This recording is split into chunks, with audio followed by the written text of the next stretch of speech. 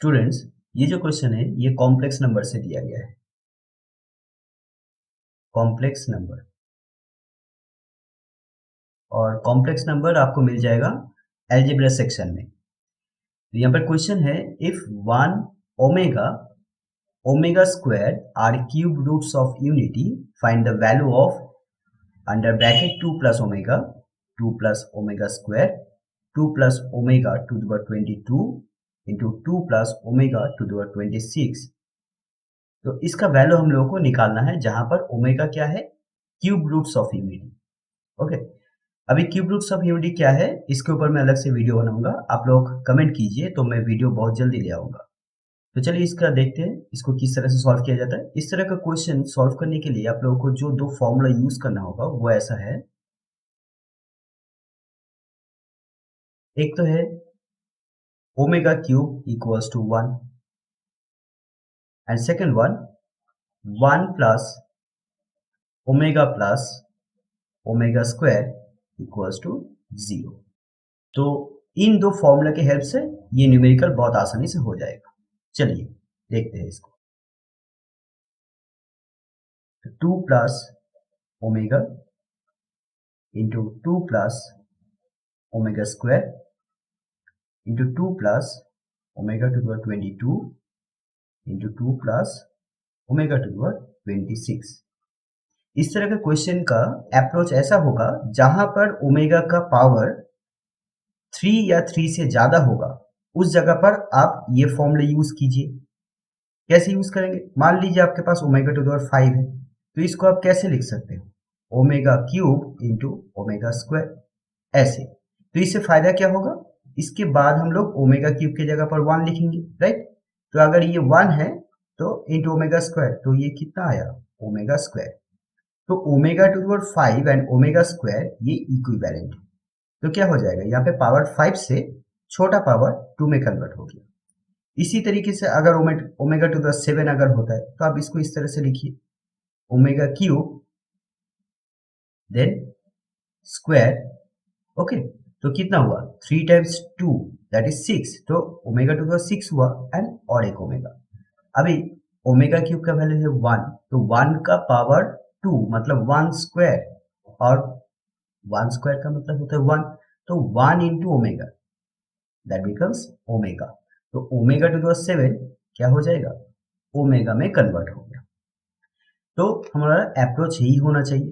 तो यहाँ पर हम लोग देख रहे हैं omega to the 22 and omega to the 26, इसका जो पावर है ओमेगा का वो 3 से ज्यादा है, इसलिए इन दो ओमेगा को हम लोग क्या करेंगे, कन्वर्ट करेंगे। ओके, मतलब इस फॉर्मूले में डाल देंगे। तो चलो देखते हैं। 2 प्लस ओमेगा ये एज इट इज रह जाएगा, 2 प्लस ओमेगा स्क्वायर ये एज इट इज हो जाएगा। तो यहाँ पर हम लोग लिखेंगे 2 प्लस ओमेगा क्यूब इसका पावर 7, तो 3 7 जा 21, और एक ओमेगा मल्टीप्लाई करना होगा, तो कितना हुआ, ओमेगा टू द 22। सिमिलरली यहाँ पर भी करेंगे, 2 plus omega cube to the power 8, तो 3 8 जा 24, और ओमेगा स्क्वायर लगेगा। ओके, ऐसे हो गया। नेक्स्ट स्टेप में हम लोग ओमेगा क्यूब की जगह पर 1 रिप्लेस करेंगे, तो 2 plus omega under bracket 2 plus omega square, यहाँ पर 2 प्लस ओमेगा, क्योंकि ओमेगा क्यूब का वैल्यू है 1 और 1 का पावर 7 होगा तो वो कितना होगा, 1 ही रहेगा, राइट। 1 का पावर 7 का मतलब 1, और यहाँ पर 2 प्लस ओमेगा स्क्वायर। सिमिलरली यहाँ पर भी ओमेगा क्यूब का वैल्यू 1, 1 का पावर 8 दैट इज 1, और यहाँ पर हम लोग को लिख देना है since omega cube equals to 1। हमारा नेक्स्ट स्टेप होगा ऐसे, यहाँ पर देखिए 2 प्लस ओमेगा यहाँ पर एक है, यहाँ पर 2 प्लस ओमेगा है, दैट मीन्स मैं इसको इस तरह से लिख सकता हूँ 2 प्लस ओमेगा का whole square. Okay, 2 plus omega square यहाँ पर भी है, 2 प्लस ओमेगा स्क्वायर यहाँ पर भी है, तो इसको भी लिखेंगे 2 प्लस ओमेगा स्क्वायर का होल स्क्वायर। अभी ये टर्म का भी स्क्वायर है, इस टर्म का भी स्क्वायर है, तो हम लोग इसको एक साथ में ऐसे लिख सकते हैं, 2 plus omega into 2 plus omega square का होल स्क्वायर।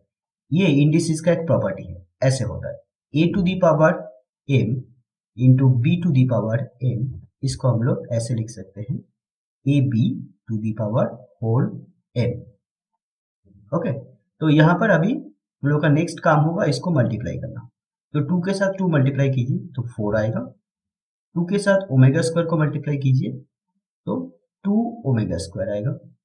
सिमिलरली ओमेगा के साथ 2 मल्टीप्लाई कीजिए प्लस 2 ओमेगा आएगा, एंड ओमेगा के साथ ओमेगा स्क्वायर मल्टीप्लाई कीजिए तो ओमेगा क्यूब आएगा, इसका होल स्क्वायर।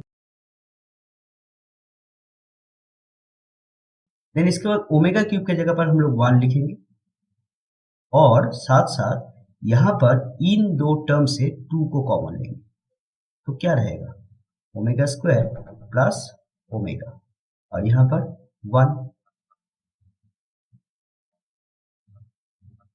देन हम लोगों का अभी काम है नेक्स्ट, जो सेकंड वाला मैं फॉर्मूला लिखा था वो फॉर्मूला को यहाँ पर यूज करेंगे। और वो कैसे करेंगे, देखिए यहाँ पर ओमेगा स्क्वायर प्लस ओमेगा को किस तरह से रिप्लेस करेंगे। देखिए हम लोग के पास क्या है, 1 plus omega square equals to 0। तो इस हिसाब से omega square plus omega equals to कितना होगा, -1 होगा, राइट। देख लीजिए अगर इस 1 को मैं राइट साइड में ले जाऊंगा तो रहेगा क्या, ओमेगा प्लस ओमेगा स्क्वायर या ओमेगा स्क्वायर प्लस ओमेगा, मतलब एक ही है। तो ओमेगा स्क्वायर प्लस ओमेगा का वैल्यू हो जाएगा -1। तो इस जगह पर मैं लिखूंगा -1, 4 plus 2 of -1 plus 1 whole square. Then यहाँ पे आ रहा है 4 प्लस 1 5, और यहाँ पे आ रहा है plus minus -2 whole square, that becomes 3 square. तो कितना है, 9। तो इस क्वेश्चन का करेक्ट आंसर क्या है, 9। Okay,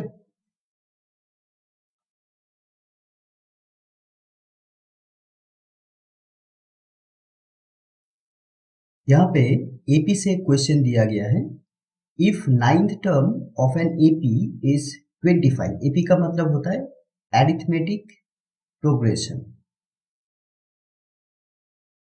arithmetic progression. If ninth term of an AP is 25 and 17th term of the AP is 41, find its 20th term। तो यहाँ पे एक AP है जिसका 9th टर्म है 25, 17th टर्म है 41, तो उस AP का 20th टर्म क्या होगा हम लोगों को निकालना है।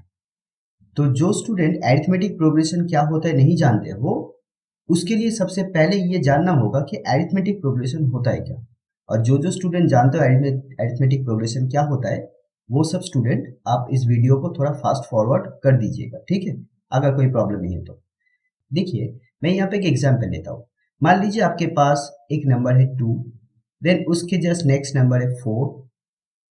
सिमिलरली इस तरह से इसका नेक्स्ट नंबर होगा 6, 8, 10। इस तरह से आपको एक नंबर का सीरीज दिया गया है। अब यहाँ पर देखिए हर एक नंबर के बीच में एक रिलेशन है। कैसे, 2 के बाद जो 4 आ रहा है वो 2 ज्यादा है, 4 के बाद जो नेक्स्ट नंबर है वो 4 से 2 ज्यादा है, 6 के बाद जो नंबर 8 आ रहा है वो 6 से 2 ज्यादा है। सिमिलरली 8 से नेक्स्ट नंबर 10 जो है वो 8 से 2 ज्यादा है। तो यहाँ पर हर एक नंबर उसके पीछे वाले नंबर से 2 ज्यादा हो रहा है। अगर इस तरह का रिलेशन नंबर के सीरीज में दिखाई दे तो वो हो जाएगा एपी, मतलब अरिथमेटिक प्रोग्रेशन। अभी इस सीरीज के लिए ये जो नंबर आ रहा है ना, जो डिफरेंस आ रहा है, इस डिफरेंस को बोला जाता है कॉमन डिफरेंस। तो कॉमन डिफरेंस बी, हम लोग उसको डी से इंडिकेट करते हैं, वो ऐसा है कि कोई एक नंबर, जैसे यहाँ पे 4 से उसके प्रीसीडिंग नंबर 2 को माइनस करना होगा। सिमिलरली इसका जो रिजल्ट देगा वो इक्वल होगा, 4 के नेक्स्ट नंबर 6 है तो 6 के प्रीसीडिंग नंबर 4 यहाँ से क्या करना होगा, 6 से 4 को माइनस करना होगा। सिमिलरली 8 के प्रीसीडिंग नंबर 6 है तो 8 से 6 को माइनस करना होगा, एंड सो ऑन, इस तरह से चलेगा। ओके, तो रिजल्ट वही आएगा। रिजल्ट कितना आ रहा है, 2 आ रहा है, तो दैट मीन्स कॉमन डिफरेंस हुआ 2। इसको बोला जाता है common difference.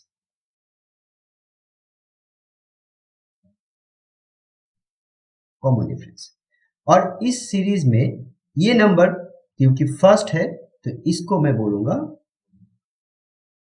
First term. Okay, first term. और इस 10 को मैं बोलूंगा लास्ट टर्म। देखिए, अभी इस सीरीज को मैं एक जनरल फॉर्मेट में भी इसको लिख सकता हूं। कैसे?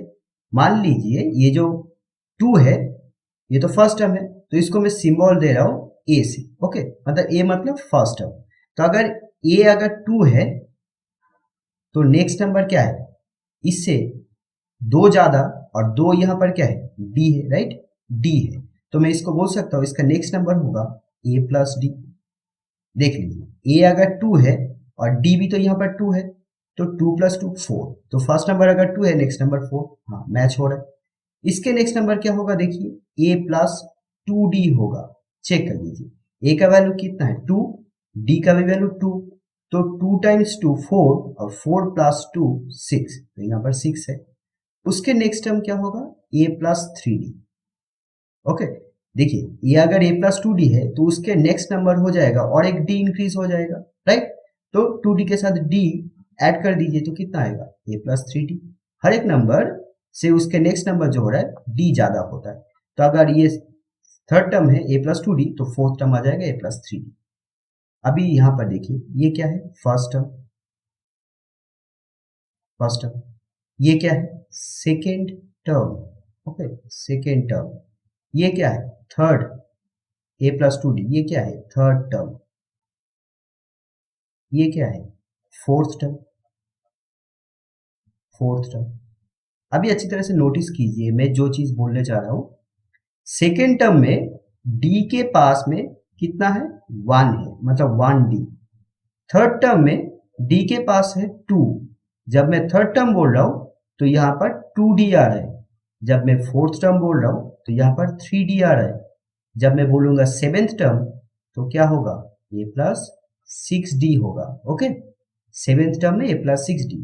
तो उस हिसाब से इस एपी का अगर नाइन्थ टर्म 25 है तो नाइन्थ टर्म को कैसे लिखूंगा? नाइन्थ टर्म को मैं ऐसे लिखूंगा, ए प्लस 8d इक्वल्स टू 25। ये गिवन है। ओके, ये गिवन है। ये एक नंबर इक्वेशन मान लीजिए। 17th टर्म को कैसे लिखूंगा? ए प्लस 16d। ओके, वो कितना है? 41 है। ये दो इक्वेशन बना। अभी ए क्या है, डी क्या है, आप लोगों को यहां पे मेंशन कर देना होगा। ए क्या है? First term of AP. First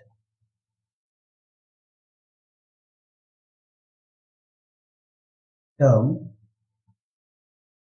of an AP. D जो है common difference. Common difference. Okay, अभी इन दो इक्वेशन को हम लोगों को सॉल्व करके ए एंड डी का वैल्यू निकालना है। और ये करना बहुत आसान है। आप लोगों को क्या करना है? आप लोगों को ये दो इक्वेशन को माइनस कर देना है। माइनस करने से क्या हो जाएगा? ए कैंसिल हो जाएगा, डी का वैल्यू आ जाएगा। ओके, तो मैं यहाँ पे देख रहा हूँ दो नंबर इक्वेशन में डी 16d है और यहाँ पर 8d है, तो ये बड़ा हुआ, तो मैं दो नंबर से एक नंबर को माइनस कर दूँ। आप लोग एक इक्वेशन से दो इक्वेशन को भी, मतलब फर्स्ट इक्वेशन से सेकेंड इक्वेशन को भी माइनस कर सकते हो, कोई प्रॉब्लम नहीं इसमें। तो मैं कर रहा हूँ, सिली मिस्टेक्स ना हो इसलिए मैं यहाँ पे दो से एक नंबर इक्वेशन को माइनस कर रहा हूँ। ए प्लस 16d इक्वल्स टू 41। उसके नीचे मैं लिखूंगा ए प्लस 8d इक्वल्स टू 25। अभी माइनस करने के टाइम क्या होता है? जिस इक्वेशन को मैं माइनस कर रहा हूं उसका साइन चेंज हो जाता है। ओके, तो ए के आगे जो प्लस है वो माइनस हो जाएगा, 8d के आगे जो प्लस है वो माइनस हो जाएगा, 25 के आगे प्लस है तो वो भी माइनस हो जाएगा। अभी 8d का साइन प्लस नहीं है, आपको कंसिडर करना 8d का साइन माइनस है। ओके, तो अभी यहाँ पर प्लस है, यहाँ पर माइनस है, कैंसिल आउट। 16d से 8d को माइनस करना है तो कितना आएगा? 80 आएगा। और यहाँ पे 41 से 25 माइनस करो तो कितना आ रहा है? यहाँ पे 6 1 16। तो d इक्वल्स टू कितना है? 8 और 16 कैंसिल हो गया, तो d का वैल्यू 2 आया। ओके, तो यहाँ पे कॉमन डिफरेंस का वैल्यू कितना है 2 है। अभी हमको निकालना है ए का वैल्यू, ए का वैल्यू। ओके, तो कैसे निकालेंगे, ये डी का वैल्यू फर्स्ट इक्वेशन नहीं तो सेकंड इक्वेशन में बैठा दीजिए, ए का वैल्यू आ जाएगा। तो मैं एक नंबर इक्वेशन में डी के जगह पर 2 सब्स्टिट्यूट करूंगा। Now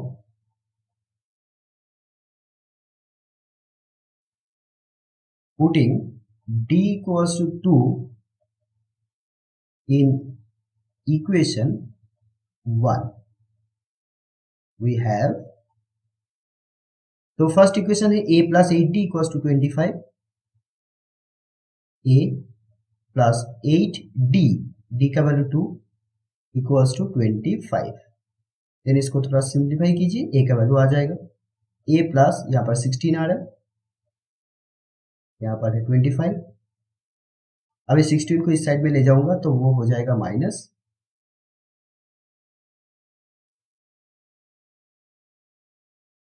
a equals to 9। तो यहाँ पर फर्स्ट टर्म कितना है 9 है। ओके, अभी a आ गया, d आ गया। अभी हम लोग को पूछा है क्या, पूछा है 20th term, right, 20th term. तो 20th टर्म क्या होगा, a plus 19d, right, a plus 19d। So 20th term of the AP is given by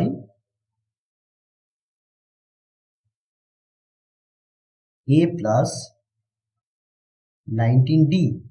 अभी हम लोग को सब्स्टिट्यूट करना है। ओके, a का वैल्यू है 9 प्लस 19 इंटू डी का वैल्यू है 2, यहाँ पे मेंशन कर दीजिए a equals to 9, d equals to 2।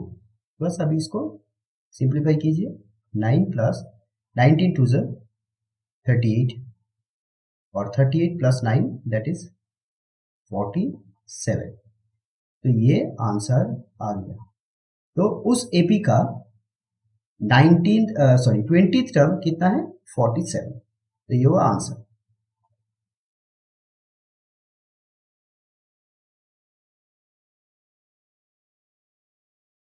Students, ये जो क्वेश्चन है ये डिफरेंशिएशन से दिया गया है, डिफरेंशिएशन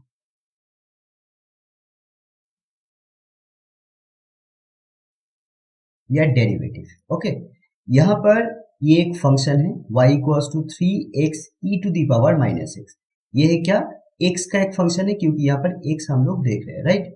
तो हम लोग को निकालना है d square Y D x square. हम लोग को इसको इस तरह से ही पढ़ना होगा, d square Y D x square, ऐसे नहीं d square y by d x square. तो इसका क्या मीनिंग है, इसको बोला जाता है differential coefficient. Okay, differential coefficient.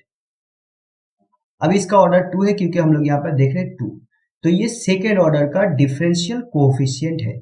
इसका मीनिंग ये है, इस फंक्शन को अगर मैं x के रिस्पेक्ट में डिफरेंशिएट करूंगा तो मेरा ये आएगा dy dx, मतलब फर्स्ट ऑर्डर का डिफरेंशियल कोएफिशिएंट आएगा। इसको फिर से अगर मैं डिफरेंशिएट करूंगा तो मेरा D square Y D x square आ जाएगा, मतलब सेकेंड ऑर्डर का डिफरेंशियल कोएफिशिएंट आ जाएगा। अभी आप सब स्टूडेंट का ये एक प्रॉब्लम होता है, डिफरेंशिएशन का क्वेश्चन देखने से ही आपको लग जाता है कि वो डिफिकल्ट है। लेकिन मैं ये बोलूंगा, मैं ये गारंटी दे सकता हूँ कि डिफरेंशिएशन एकदम इजी टॉपिक है। आप लोग थोड़ा सा डिफरेंशिएशन के ऊपर क्वेश्चन सॉल्व कीजिए, डिफरेंशिएशन का जितना सारा फॉर्मूला है अच्छी तरह से याद कीजिए, देखिएगा ये इसके ऊपर जो भी न्यूमेरिकल आता है ना एग्जाम में, वो बहुत आसान होता है, बहुत बहुत ही आसान होता है। थोड़ा बहुत प्रैक्टिस एंड आपको थोड़ा फॉर्मूला को याद करना होगा। इतना करने के बाद देखिए आसान लगेगा। तो इसको देखिए हम लोग किस तरह से करेंगे, क्योंकि यहाँ पे डिफरेंशिएशन फॉर्मूला ओरिएंटेड चीज है, तो आप लोगों को फॉर्मूला तो याद रखना ही होगा। ओके, तो यहाँ पर जो जो फॉर्मूला यूज होगा मैं यहाँ पे सिर्फ उतना ही फॉर्मूला यहाँ पे लिखा देता हूँ।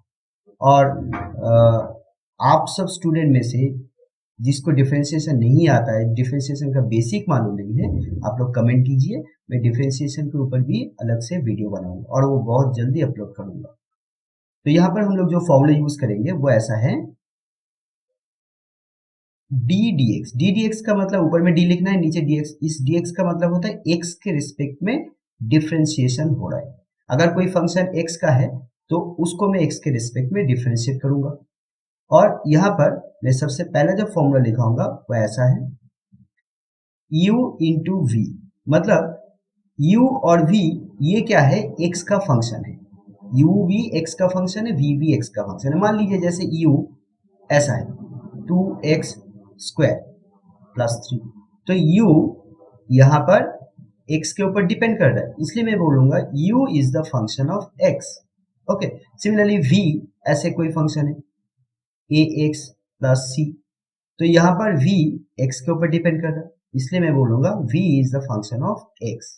ओके, तो यहाँ पर u एंड v ये x का कोई फंक्शन है, तो यहाँ पर फॉर्मूला होगा, सबसे पहले मैं u को ऐसे रखूंगा, लिखूंगा, जस्ट u को लिखूंगा, देन v का x के रिस्पेक्ट में डिफरेंशिएट करूंगा, उसके बाद प्लस देना होगा। अभी v को लिखूंगा और u को डिफरेंशिएट करूंगा। ओके, तो ये हुआ आपका फॉर्मूला। हम लोग ये फॉर्मूला यहाँ पर यूज करेंगे। x को मान लीजिए u, e to the minus x को मान लीजिए v।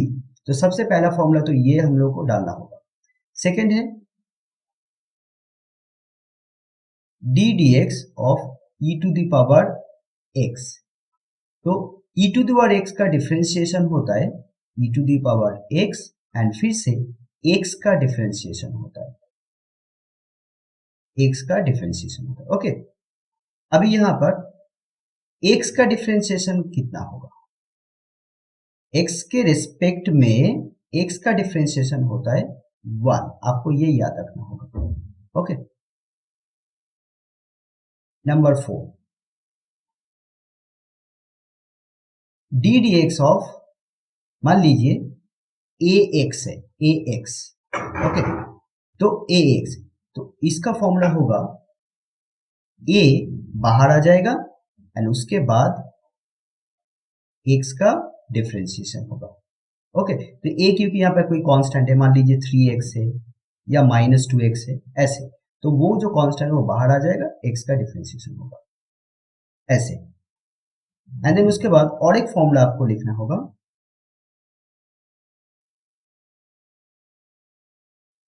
D D x of e to the power mx।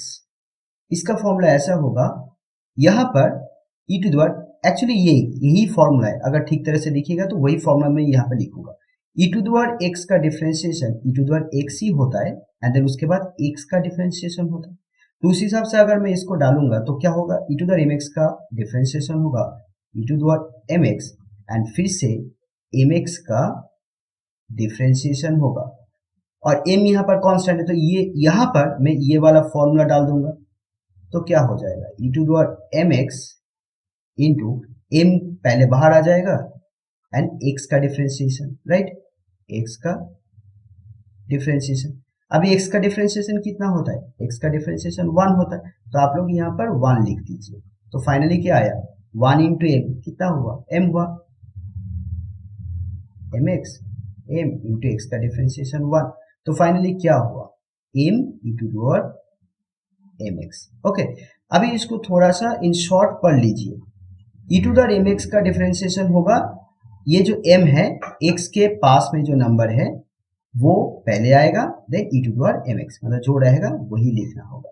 तो उस हिसाब से अगर मैं बोलूं e to the power minus x का डिफरेंशिएशन कितना होगा, तो इस e to the power minus x को हम लोग इस तरह से लिख सकते हैं, right, e to the power minus 1x, right. तो यहाँ पर m कितना हुआ, -1 हुआ। अगर इसको हम लोग डेरिवेटिव करेंगे या डिफरेंशिएट करेंगे तो -1 यहाँ पर क्या है, m है, तो पहले m लिखना होगा, then e to the power mx मतलब -1x, राइट। तो ये आ गया minus e to the power -x ऐसे, ठीक है। ये एकदम बेसिक से मैं समझाया आपको डेरिवेटिव। अभी मैं इस क्वेश्चन को सॉल्व करूंगा। तो D square by d x square को निकालने के लिए हम लोग को इस फंक्शन को 2 बार डिफरेंशिएट करना होगा। तो सबसे पहले हम लोग इस फंक्शन को लिख लेंगे y equals to 3x e to the power minus x. Next में हम लोग यहाँ पे लिखेंगे differentiate with respect to x we have. तो y को मैं डिफरेंशिएट कर रहा हूँ x के रेस्पेक्ट में, और यहाँ पर डिफरेंशिएट कर रहा हूँ x के रेस्पेक्ट में। अभी यहाँ पर आ जाएगा dy dx, और यहाँ पर रूल के अकॉर्डिंग ये जो कांस्टेंट है वो बाहर आ जाएगा। देन इसके बाद x e to the power minus x का डिफरेंशिएशन होगा। अब इसके नेक्स्ट स्टेप में हम लोग यहाँ पर u इंटू वी का जो फॉर्मूला है, ये फॉर्मूला मैं यहाँ पर डालूंगा, u इंटू वी का derivative plus v into you का डेरिवेटिव। तो यहाँ पर ये आ जाएगा, थर्ड ब्रैकेट दे दीजिए, x मान लीजिए u है, देन v मतलब e to the power minus x, इसका डेरिवेटिव होगा, plus e to the power minus x को बाहर रखकर x का डिफरेंशिएशन होगा। स्टूडेंट्स, इसके बाद आपको क्या करना होगा, इस 3 के साथ इसको मल्टीप्लाई करना होगा। तो 3 के साथ मल्टीप्लाई कीजिए। देखिए यहाँ पे 3 है, यहाँ पे -1 है, दैट इज तो -3, यहाँ पर x है e to the power minus x है, plus 3 e to the power minus X. अभी आपका जो नेक्स्ट इंपॉर्टेंट काम है वो ये है, इस चीज को आपको रिप्लेस करना होगा। बहुत ध्यान से देखिए, यहाँ पर y इक्वल्स टू क्या है, 3x e to the power minus x. सबसे पहले आप इसको एक नंबर दे दीजिए, मान लीजिए ये इक्वेशन 1 था, तो इस 3x e to the power minus x के जगह पर मैं y लिख सकता हूँ, राइट। तो यहाँ पर आप लिखिए -1, ठीक है। तो इसके जगह पर मैं y रिप्लेस किया, plus 3 e to the power minus x है। तो यहाँ पर आप मेंशन कर दीजिए यूजिंग इक्वेशन 1। अभी ये क्या हुआ, ये सिंप्लीफाइड फॉर्म में आ गया, ओके। तो फाइनली मेरा क्या आया, dy dx equals to -y plus 3 e to the power minus x. इसको एक नंबर दे दीजिए इक्वेशन 2, क्योंकि ये सिंप्लीफाइड फॉर्म है। अब इसके बाद हम लोग को क्या करना होगा, इस इक्वेशन को फिर से डिफरेंशिएट करना होगा, तब जाके हम लोगों को मिल जाएगा d square Y D x square. तो अभी हम लोग यहाँ पर इसको फिर से डिफरेंशिएट करेंगे, तो लिखेंगे differentiate with respect to x we have. तो यहाँ पर आपको लिखना है d D x of d Y D x equals to d D x of minus y plus 3 e to the power minus x. तो अभी हम लोग यहाँ पर फिर से फॉर्मूला डालेंगे, यहाँ पर हो जा रहा है d d that is d square Y D x that is d x square equals to, यहाँ पर दो टर्म है, प्लस में है, यहाँ पर बीच में प्लस है, तो इसको मैं अलग अलग से डिफरेंशिएट कर सकता हूँ, ये भी डिफरेंशिएशन का एक प्रॉपर्टी है। तो इस हिसाब से यहाँ पर मैं माइनस वाई को डिफरेंशिएट करूंगा, तो माइनस को बाहर रख रहा हूँ, D D x of Y plus 3 है कांस्टेंट, तो 3 बाहर रह जाएगा, D D x of E to the power minus X, okay. Then इसके बाद यहाँ पर ये आ रहा है minus D Y D X, और यहाँ पर 3 और E to the power minus x का डिफरेंशिएशन हम लोग पहले भी किए हो। यहाँ पर देखो E to the power minus x का डिफरेंशिएशन कितना हो रहा है, -1 E to the power minus x. तो हम लोग उसी को ही लिखेंगे, -1 E to the power minus X, okay. तो यहाँ पर क्या आया, minus D Y D X, और यहाँ पर है -3 ई to the power minus x. तो फाइनली हम लोग के पास ये आ गया D square Y D x square equals to, minus common ले लीजिए, तो यहाँ पर आ रहा है d Y D x plus 3 E to the power minus x. और यहाँ पर देखिए, मैं यहाँ पर इस चीज को भी रिप्लेस कर सकता हूँ, right. 3 E to the power जो माइनस एक्स है ना, तो इसकी जगह पर हम लोग क्या लिख सकते हैं, देखो 3 to the minus x equals to क्या होगा, dy dx प्लस y। तो 3 to the minus x के जगह पर हम लोग ये चीज लिख सकते हैं, dy dx plus y according to equation 2। तो यहाँ पर 3 to the minus x के जगह पर हम लोग वो चीज लिखेंगे, minus dy dx plus dy dx plus y, dy dx plus y using equation 2। Okay, तो फाइनली क्या आया, फाइनली ये आया d square Y D x square that is equals to minus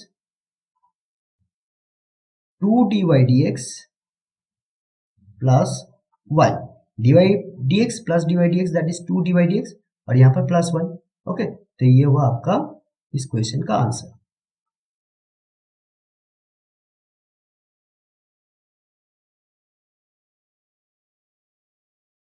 student, ये इंटीग्रेशन का क्वेश्चन है, हम लोग को इस इंटीग्रल का इंटीग्रेशन करना है x के रिस्पेक्ट में, इसको बोला जाता है इंटीग्रल।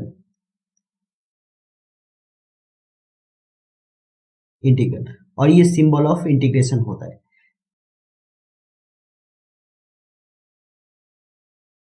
तो देखिए यहाँ पर मेथड ऑफ सब्स्टिट्यूशन को यूज करेंगे इस क्वेश्चन को सॉल्व करने के लिए, मेथड ऑफ सब्स्टिट्यूशन।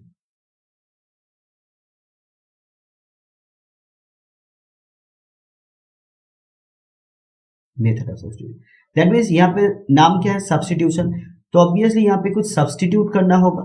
ओके, तो यहाँ पर मेथड ऑफ सब्स्टिट्यूशन में इन जनरल क्या होता है, जो कॉम्प्लिकेटेड टर्म लगता है ना, तो उसी कॉम्प्लिकेटेड टर्म को आप सब्स्टिट्यूट कीजिए। मैं यहाँ पे देख रहा हूँ ये स्क्वायर रूट वाला जो पार्ट है ये कॉम्प्लिकेटेड टर्म है, तो मैं यहाँ पे क्या करूंगा 2x प्लस 3 को इसको z स्क्वायर मान लूंगा। ओके, z स्क्वायर, तो क्योंकि इस x का जो एक्सप्रेशन है इसको मैं z में कन्वर्ट कर रहा हूँ, तो जहां जहां पर x है कहीं पर भी मैं x को नहीं रखूंगा, x को इन टर्म्स ऑफ z के फंक्शन में रिप्लेस कर दूंगा। ओके, इवन dx को भी, ओके यहाँ पर भी x है तो इसको भी z के फॉर्म में लिखना होगा। और वो हम लोग कैसे करेंगे देखिए, सबसे पहले मैं यहाँ पे मान लेता हूँ 2x plus 3 equals to z square. Okay, और यहाँ से आप क्या कीजिएगा, x का वैल्यू निकाल के रखिएगा क्योंकि यहाँ पर हम लोग को x के जगह पर रिप्लेस करना है।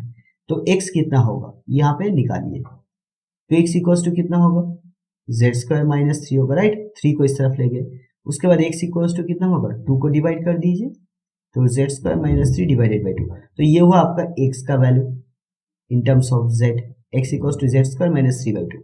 अभी यहाँ पर जो एक्सप्रेशन मैंने z स्क्वायर लिया था इसको आप डिफरेंशिएट कीजिए। ओके, डिफरेंशिएट, तो डिफरेंशिएट बोथ साइड्स,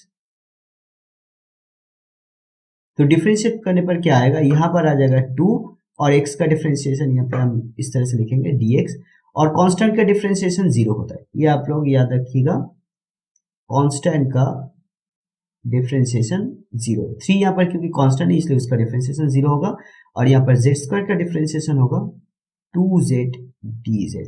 और वो कैसे आया देखिए, यहाँ पर एक फॉर्मूला में यूज किया, वो ऐसा है x टू द n, यहाँ पर x टू द n का डिफरेंशिएशन होगा, n सबसे पहले लिखना होगा, मतलब पावर पहले आएगा, देन x का पावर जो था वो एक कम हो जाएगा। ओके, तो उस हिसाब से यहाँ पर z स्क्वायर है, उसको डिफरेंशिएट करने से क्या होगा, पहले पावर 2 आएगा, देन z का पावर 2 था उससे एक कम हो जाएगा, तो 2 से एक कम करने पर कितना होता है, 1 होता है, तो z का पावर 1 का मतलब z, एंड देन उसके बाद dz। अभी 2 और 2 यहाँ पे कैंसिल हो गया, तो क्या हुआ, dx इक्वल्स टू हुआ z dz। ओके, तो अभी नेक्स्ट काम होगा यहाँ पर सब्स्टिट्यूट करना, तो मैं सबसे पहले क्वेश्चन को लिख लेता हूँ, मान लीजिए इंटीग्रेशन i है, ये चीज i है, x under root 2x plus 3 dx। अभी सब्स्टिट्यूट करना है, x के जगह पर लिखेंगे z square minus 3 by 2, z square minus 3 by 2 into square root के अंदर हम लोग लिखेंगे 2x प्लस 3 के जगह पर क्या है, z स्क्वायर, तो यहाँ पर लिखेंगे z स्क्वायर, और dx के जगह पर लिखेंगे z dz। नेक्स्ट स्टेप में इसको थोड़ा सिंप्लीफाई करना है। Square root of z square that is z, तो जेड स्क्वायर माइनस 3 और यहाँ पर जेड और एक जेड यहाँ पर है तो ये स्क्वायर हो जाएगा डिवाइडेड बाई 2 डी जेड। अब यहाँ पर जेड स्क्वायर के साथ अंदर वाला टर्म को मल्टीप्लाई करूंगा, तो जेड स्क्वायर के साथ जेड स्क्वायर मल्टीप्लाई करने पर कितना होगा, z to the power 4 minus यहाँ पर 3z square, okay, divided by 2 d z. अब इस 2 से ये ऊपर वाला टर्म को हम लोग डिवाइड करेंगे, तो डिवाइड करने पर ऐसे आएगा z to the power 4 by 2 minus 3z square by 2 ऐसे dz। देन इसके बाद हम लोग इस इंटीग्रेशन को अलग अलग से इंटीग्रेट करेंगे। तो सबसे पहले z to the power 4 by 2 इसका इंटीग्रेशन होगा z के रेस्पेक्ट में minus 3z square by 2 dz। ऐसे हम लोग कर सकते हैं, ये इंटीग्रेशन का प्रॉपर्टी है। देन यहाँ पर इंटीग्रेशन का एक प्रॉपर्टी ऐसा है कि इंटीग्रेशन के अंदर अगर कोई कांस्टेंट है प्रोडक्ट के फॉर्म में, जैसे z to the power 4 by 2 का मतलब z to the power 4 into half, तो अगर इस तरह से अगर कांस्टेंट है तो उस कांस्टेंट को मैं इंटीग्रेशन के बाहर ले आ सकता हूँ, ओके, बाहर ले आ सकता हूँ। तो यहाँ पर हाफ बाहर आ जाएगा, देन रह जाएगा z to the power 4 dz। इसी हिसाब से यहाँ पर 3 बाई 2 ये बाहर आ जाएगा और रह जाएगा integration of z square dz। अभी z टू द पावर 4 का इंटीग्रेशन होगा। देखिए यहाँ पर हम लोग जो फॉर्मूला यूज करेंगे वो ऐसा है, x to the power n का इंटीग्रेशन क्या होगा x के रिस्पेक्ट में, तो ऐसा होगा x to the power n plus 1, मतलब पावर जो था उससे 1 यूनिट इंक्रीज हो जाएगा, डिवाइडेड बाई यहाँ पर पावर जो भी होगा लास्ट में फाइनली वही पावर डिवाइड भी करना होगा, और साथ साथ एक कांस्टेंट ऑफ इंटीग्रेशन लिखना होगा। और ये क्यों लिखना होगा, जब मैं इंटीग्रेशन के ऊपर वीडियो बनाऊंगा तब डिटेल में समझा दूंगा, ओके। इसको बोला जाता है कांस्टेंट ऑफ इंटीग्रेशन, ओके। ये एक टाइप का कांस्टेंट है, जैसे 3, 5, -2 इस तरह का कोई वैल्यू, ओके। तो ये इनडेफिनिट इंटीग्रल है जिसके लिए यहाँ पर हम लोग को कांस्टेंट एक लिखना होता है। तो इस हिसाब से यहाँ पर हम लोग z टू द पावर 4 की जगह पर ये फॉर्मूला अप्लाई करके इंटीग्रेट करेंगे यहाँ पर भी। लेकिन ये कंडीशन आपको याद रखना होगा, यहाँ पर एक कंडीशन है n का वैल्यू -1 नहीं है, ओके। जब n का वैल्यू -1 नहीं होगा तब जाके ये फॉर्मूला होगा। n का वैल्यू अगर -1 है तो ये फॉर्मूला यहाँ पर एप्लीकेबल नहीं होगा, ओके। तो यहाँ पर हम लोग देख रहे हैं 4 है 2 है, तो यहाँ पर ये फॉर्मूला एप्लीकेबल होगा, तो हम लोग यहाँ पर अप्लाई करेंगे 1/2 और z टू द पावर 4 का इंटीग्रेशन होगा, z पावर 4 था तो उससे 1 यूनिट इंक्रीज हो जाएगा तो कितना हो जाएगा 5 हो जाएगा, और उसी 5 से डिवाइड भी करना होगा, माइनस यहाँ पर 3/2 यहाँ पर आ जाएगा z cube divided by 3, power 2 था 1 यूनिट इंक्रीज करो तो 3 आ जाएगा डिवाइडेड बाई 3, और प्लस एक ही कांस्टेंट ऑफ इंटीग्रेशन लिखेंगे, यहाँ से कांस्टेंट ऑफ इंटीग्रेशन आएगा, यहाँ से कांस्टेंट ऑफ इंटीग्रेशन होगा। अभी क्योंकि दो ही ये यहाँ पर जो कांस्टेंट है यहाँ पर जो कांस्टेंट है वो सब मिलाकर एक ही तो कांस्टेंट हो रहा है, राइट। हम लोग उसके जगह पर ऐड करके जो भी कांस्टेंट आएगा उसको एक कांस्टेंट c मान लिया, ठीक है। तो अलग अलग से कांस्टेंट ऑफ इंटीग्रेशन लिखने की जरूरत नहीं है, लास्ट स्टेप में हम लोग एक ही कांस्टेंट यहाँ पर लिखेंगे। फिर इसके बाद इसको थोड़ा सा सिंप्लीफाई करेंगे एंड z का वैल्यू सब्सटीट्यूट कर देंगे फिर से। तो यहाँ पर आ रहा है z to the power 5/10 minus यहाँ पर आ रहा है 3 गेट कैंसल्ड, तो z³/2 प्लस c। अभी z का वैल्यू हम लोग को सब्सटीट्यूट करना है। देखिए यहाँ पर इस चीज को थोड़ा सा समझ लीजिए, z स्क्वायर इक्वल्स टू क्या है 2x प्लस 3 है, तो z इक्वल्स टू क्या होगा 2x प्लस 3 इसका पावर हाफ। यहाँ पर जो पावर है मैं अगर राइट साइड में ले जाऊंगा, इक्वेशन के राइट साइड में ले जाऊंगा तो ये पावर रेसिप्रोकल हो जाएगा। 2 का मतलब एक्चुअली यहाँ पे जो 2 है 2 का मतलब है 2/1, तो अगर इस तरफ ले आऊंगा तो ये हो जाएगा 1/2, वो पावर में ही रहेगा लेकिन रेसिप्रोकल हो जाएगा 1/2 हो जाएगा। अभी यहाँ पर अगर z का पावर 5 है तो यहाँ पर भी 2x प्लस 3 इसका 1/2 पावर और इसका भी पावर क्या हो जाएगा 5, तो अल्टीमेटली क्या हुआ 2x प्लस 3 इसका पावर 5/2, तो अगर 3 होगा तो यहाँ पर 3/2, ओके। तो z के जगह पर मैं इसको रिप्लेस कर दे रहा हूँ 2x प्लस 3 इसका पावर 5 है तो इस हिसाब से यहाँ पर 5/2 आया डिवाइडेड बाई 10 और यहाँ पर 2x + 3 इसका power 3/2 divided by 2 plus c। तो ये हुआ आंसर। ओके।